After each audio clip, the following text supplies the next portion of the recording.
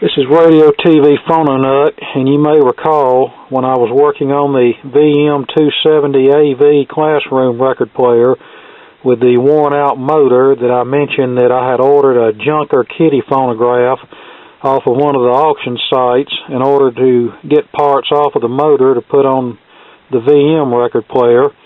But then I found a motor in my junk pile that had the parts on it, so we no longer have to worry about salvaging parts off of this phonograph, which showed up today.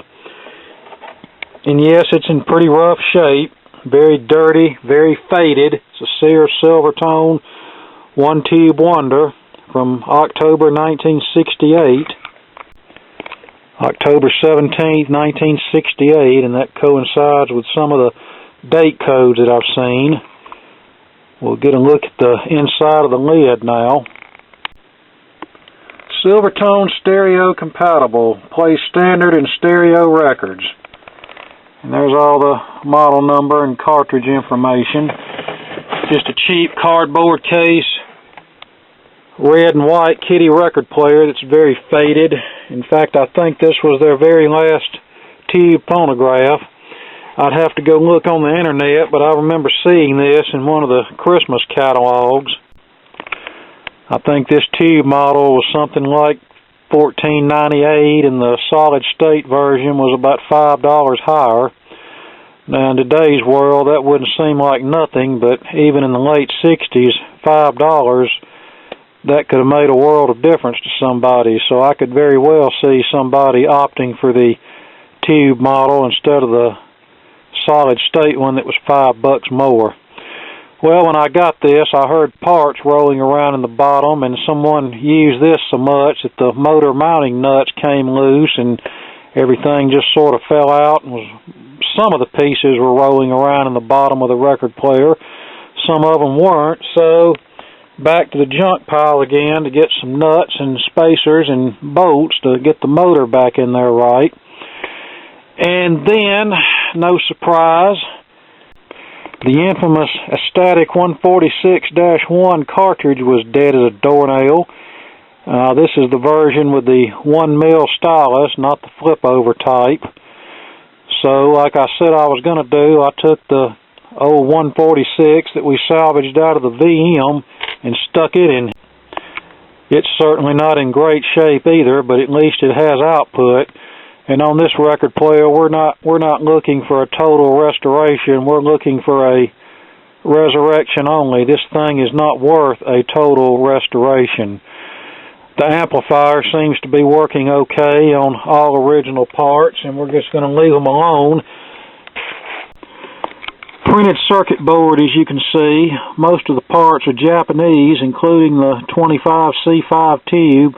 This electrolytic is definitely Japanese. The speaker and output transformer are Japanese. I don't know about the selenium rectifier, and there's a few resistors back there that may be American-made, but the pot and everything just about looks Japanese. Now, I don't know what manufacturer 390 stands for, but the chassis number prefix is 390. On the board it says CM Company. I suspect that translates to Karen Manufacturing Company, but I can't be sure of that. That company started out as Lincoln and then changed the name to Karen sometime in the 50s. And I believe they made record players for Sears. Here's the platter. At least Sears, up until this time at least, was using metal platters on their record players, so that's a good thing.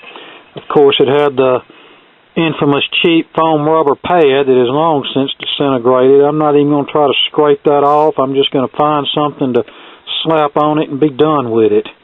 Let's put the platter back on and see where we are right now.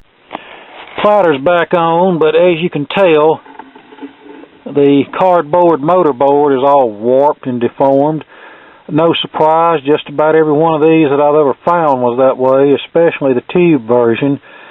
I found a way to fix that, is you can take an old multi-section filter capacitor that's bad, or a or an appropriate piece of wood that's sawed to the correct length or whatever, and wedge it between the motor board and the bottom of the record player, and that will usually straighten it out good enough for the platter to rotate without scraping the motor board. Here's the tone arm. If I can, it's all there, but it's pretty wobbly, as most of these were, and especially after they had a little abuse under their belt. I might try to take that apart and see if I can make it more stable, but we're not wasting any money on this.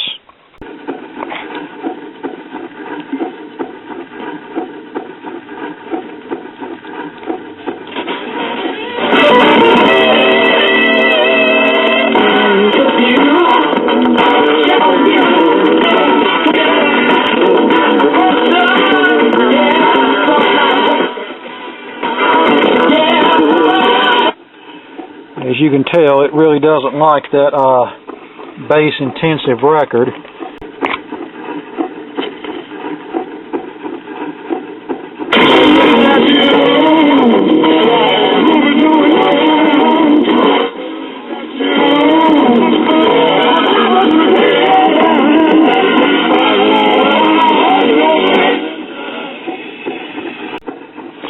Now, some of you might recall that back in the day, you could go to your local Radio Shack or parts house and pick up a complete tone arm and cartridge that was made for kiddie record players like this for a couple of dollars.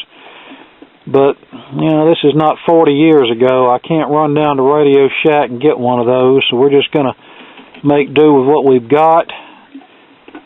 And like I said before, this is a resurrection. We're going to do just enough to get this to somewhat play a record okay, and then I'm going to try to maybe get my money back out of this.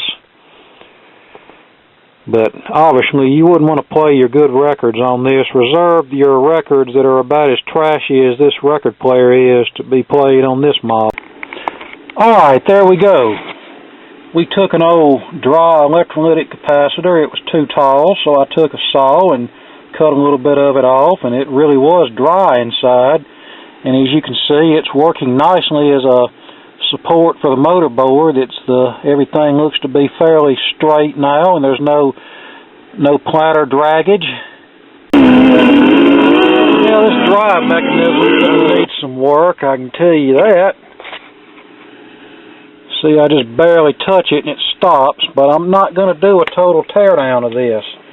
I'm just going to clean the idler surface, the platter surface, and the motor capstan.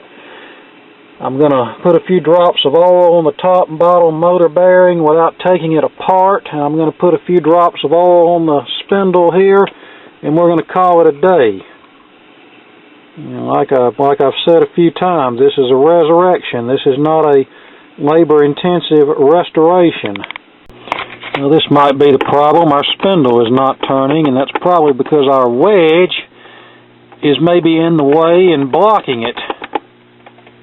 Yeah, that's exactly what was happening. The filter capacitor was getting caught on the spindle retainer clip and preventing proper rotation. Okay, I oiled the spindle. Tried to oil the motor as best I could, even though it's kind of difficult to get that large spout down in there. I might have got some oil in the motor, I might not have. Whatever, I don't care. I cleaned the idler wheel surface, the motor capstan, and the turntable platter rim with alcohol, and let's see what it does. Alright, we're almost back together. Put some screws in here to wedge that capacitor in place. Yeah, it looks tacky, but so does the rest of the record player, and so does what I'm about to do to it. Okay, I told you I'd tacky this up. Now all I got to do is weight it down and let the glue dry, and there's our turntable mat.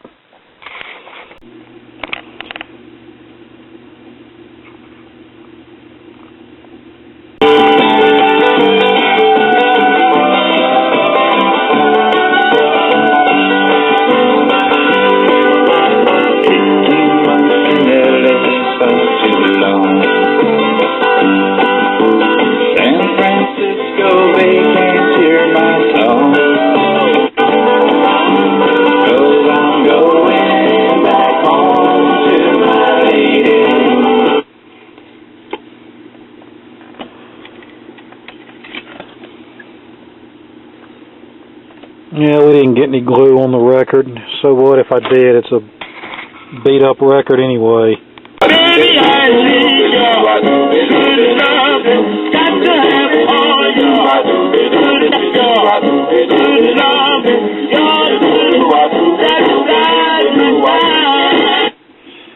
Now, you can obviously tell this record player has been to heck and back, and really it didn't take all that much to get it operating. All I had to do was replace the cartridge with basically a dud out of another unit that still has output, and shored up the motor board, put a little oil on the motor, and cleaned it up and cleaned the mechanism a little bit, and it's working. Now, do you think a modern Crosley will be able to go through this much abuse and still work 50 years later? I seriously doubt it. Now, what I'm going to do is I'm going to put this thing on eBay and try to get just what I have in it out of it.